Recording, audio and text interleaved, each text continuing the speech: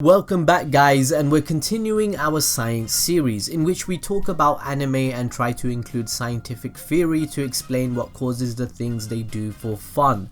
So don't take it so literally and yeah, just enjoy the video.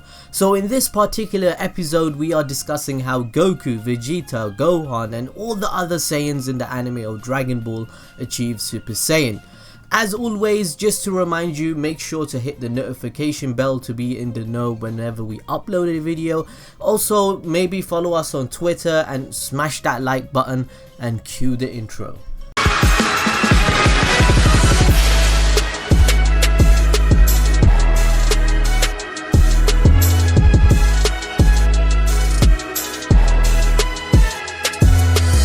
Saiyans at first glance look no different to humans, and Saiyans weren't even officially introduced until the start of Dragon Ball Z when Raditz came to Earth. For all we knew, in Dragon Ball, Goku was just an abnormal human with a tail and the ability to turn into an ape, something that is not extremely far-fetched in Dragon Ball universe where the king of Earth is a talking dog. So in this video we are going to explain the Saiyan abilities and the science behind the Super Saiyans. Saiyans are a humanoid-like species that have originated from planet Sadala but moved to planet Vegeta in Universe 7, or the Saiyans from Universe 6 are still on the planet Sadala, but in this video we will primarily focus on the Saiyans from Universe 7. So in appearance, Saiyans look just like humans in stature and build. The only major difference is the monkey-like tails that they have, perhaps due to evolutionary advantage for Saiyans, because unlike humans, a tail gives Saiyans an advantage.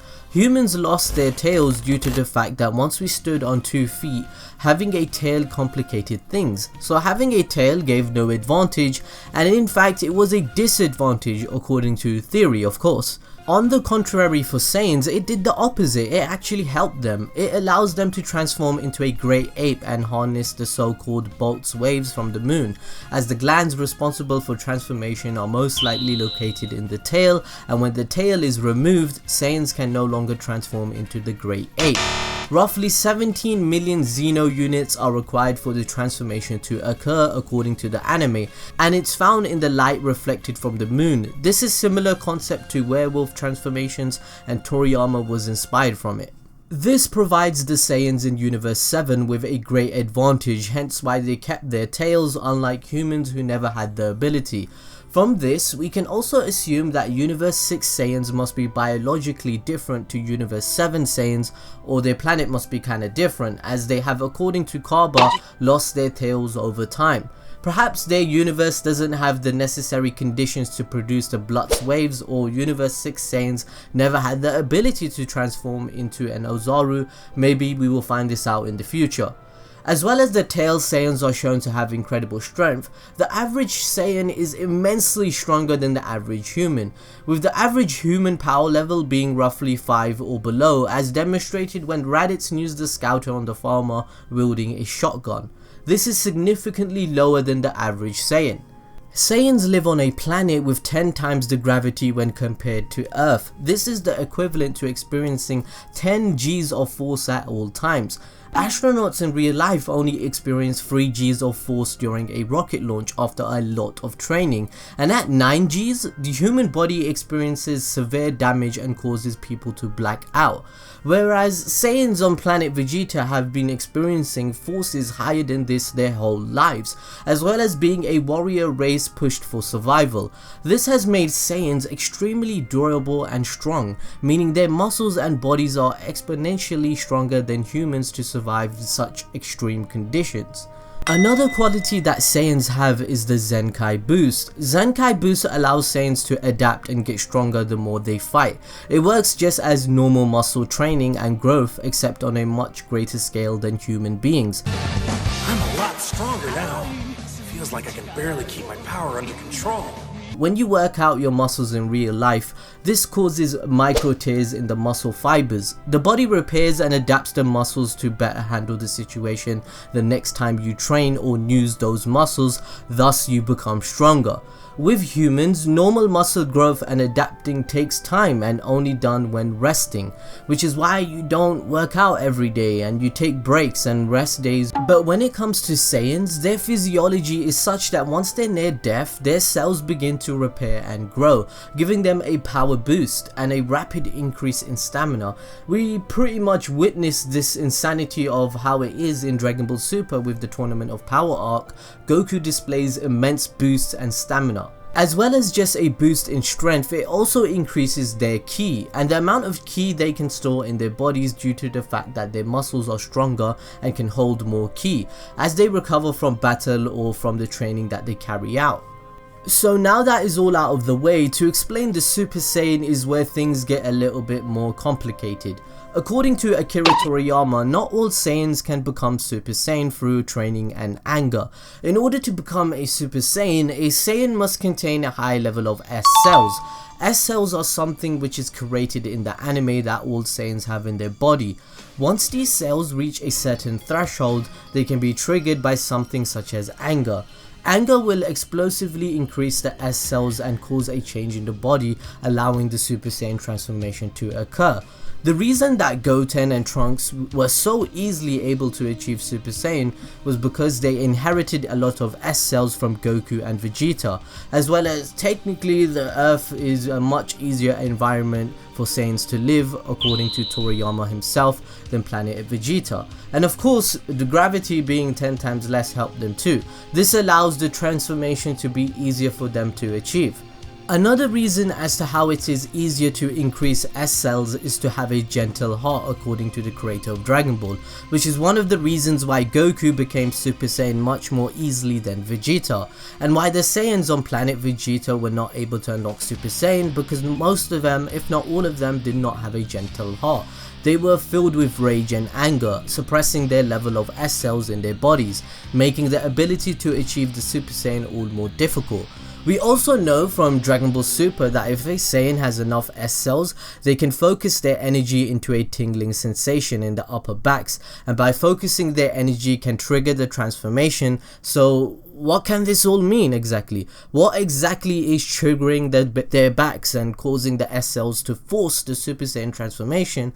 And what do these S cells even do scientifically? For this, we need to understand what anger does in the body. Let's try and explain this for fun.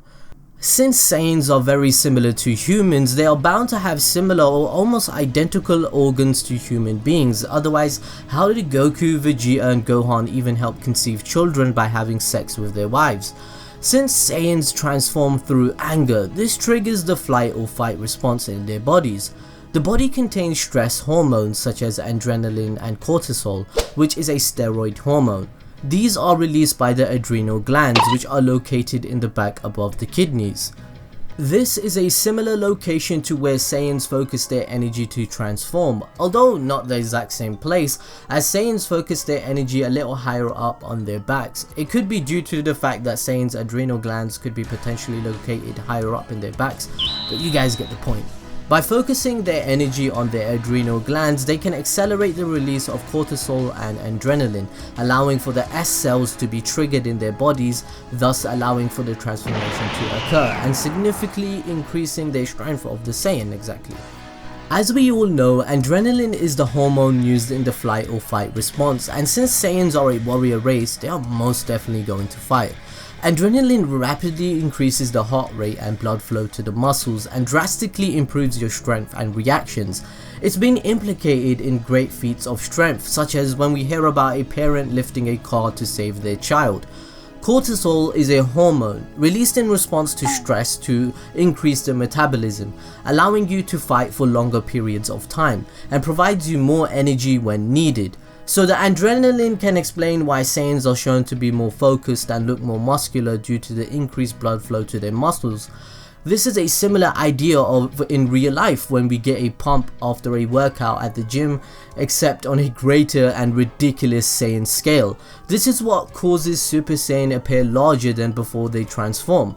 So since the adrenaline and cortisol is responsible for increasing the strength temporarily and activating the S cells, the iconic parts about the Super Saiyan is the yellow aura and the blonde hair that stands up, To explain this, we will theorize what the S cells could potentially do. Firstly, we will explain why Saiyan hair stands up when they transform.